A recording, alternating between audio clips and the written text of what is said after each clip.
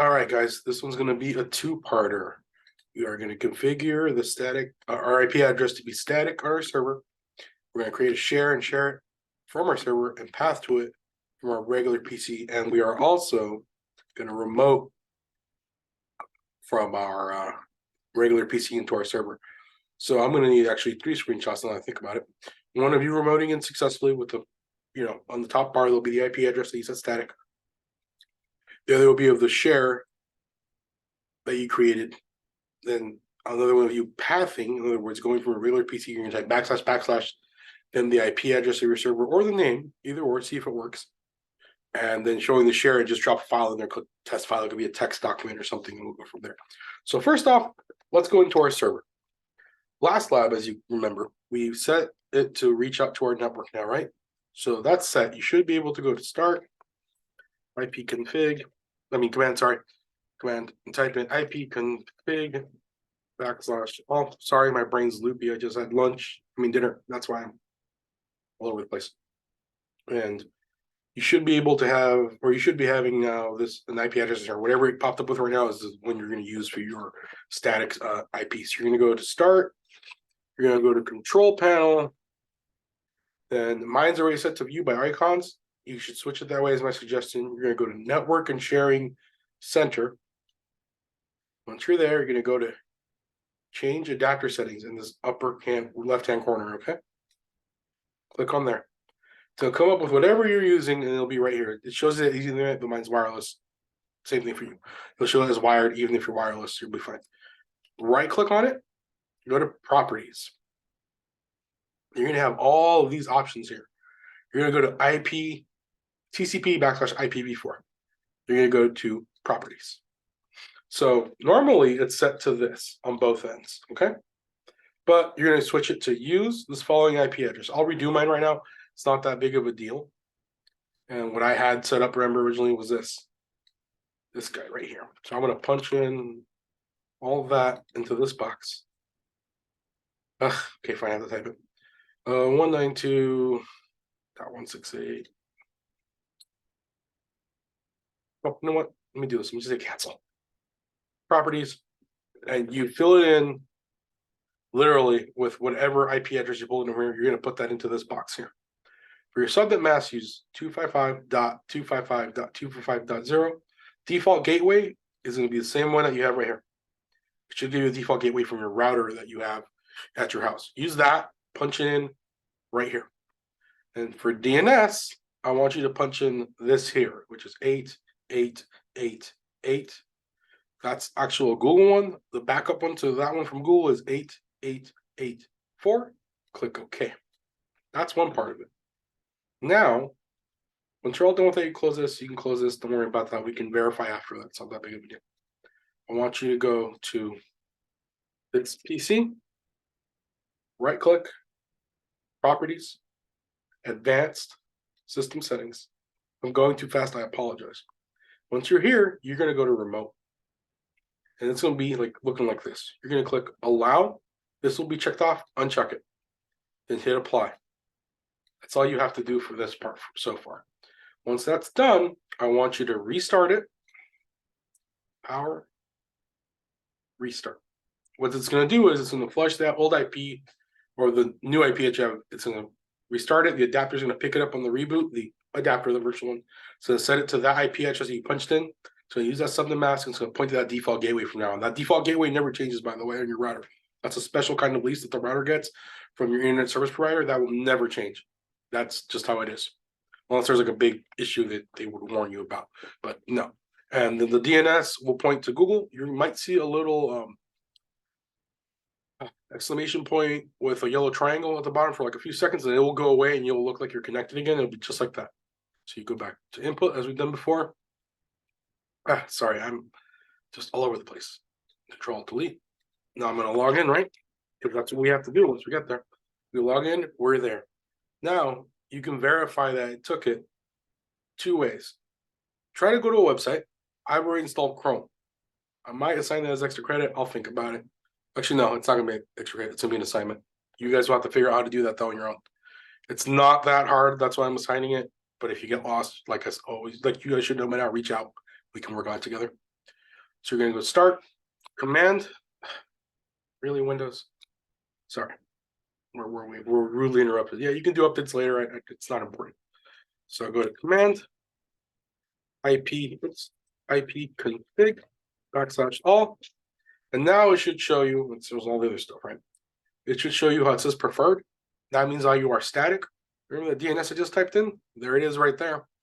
It's there. It's ready to go. So now I know I'm there.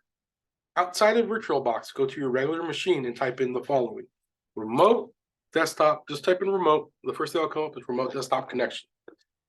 Click on it. It should pop up like this, blank. I've already done this before. That's why it was in there. You're going to punch in the IP. Literally, whatever it's set to now, it says preferred. Punch that in there. Mine, for example, is 192.168.1.6. Hit connect. Now, it's going to come up with a pop-up, and mine already has it because, again, I did this already, so I know it's working.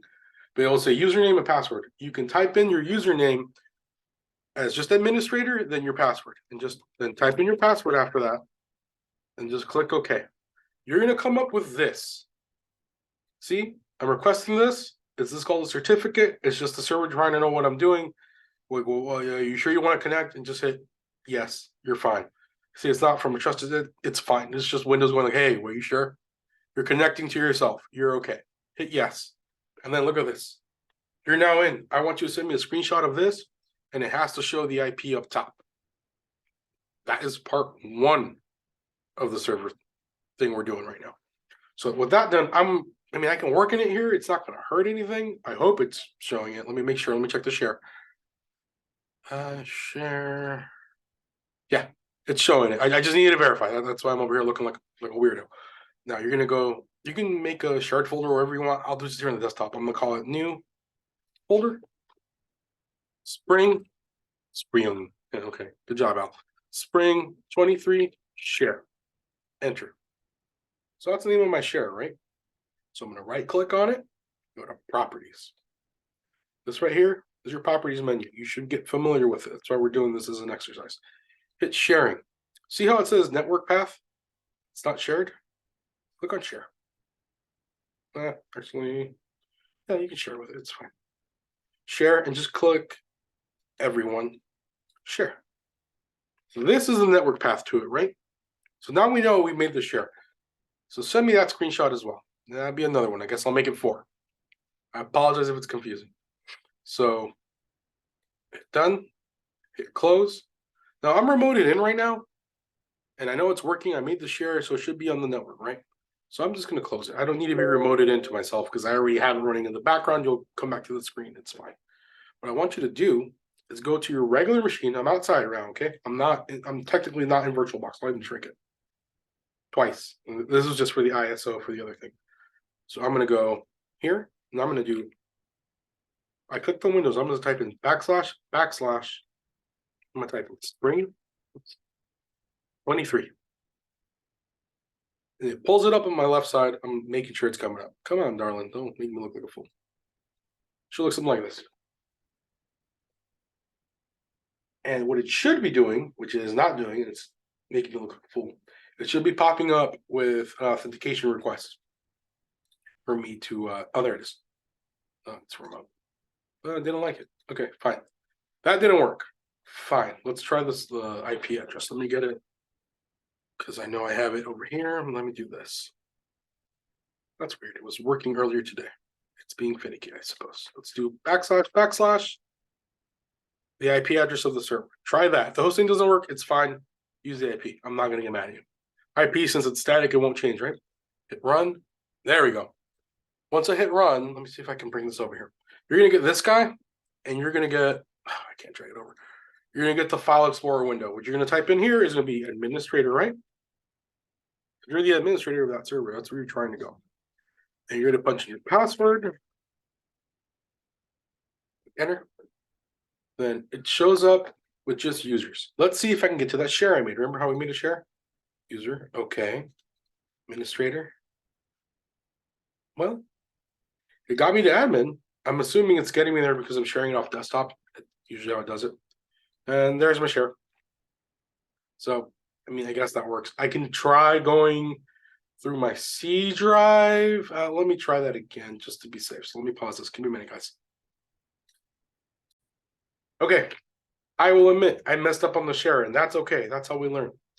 Go back to your share wherever you shared it from. If it didn't pop up right now when you did the IP address, right click on the share, go to properties, sharing, go to event sharing. The top share, that's a one way to do it, but just do advanced share this folder, and then that's all you got to do, and click OK, close.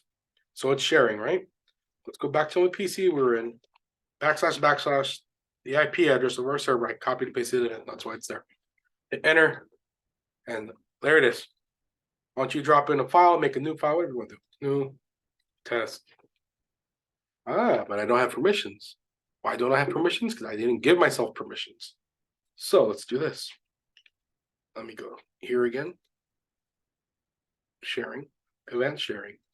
And let me add. That's the share name. Permissions, everyone. You want to do your permissions. I'm sorry. I know you're probably watching this going like, dude, why didn't you do this better?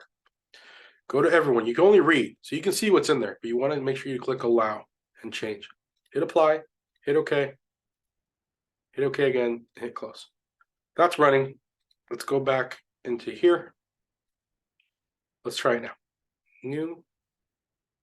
There you go. And test for lab, enter. So it's there, right? Let's double click and open this on the server. There it is. And I'm going to just leave myself a message. Hi, it worked. File, save. Close it, close it. I'm just going to keep playing with this back and forth for like the next couple of seconds. // back to our server. Let's go back in here. Test for lab. It opened on my left side. Let me drag it over. And there you go.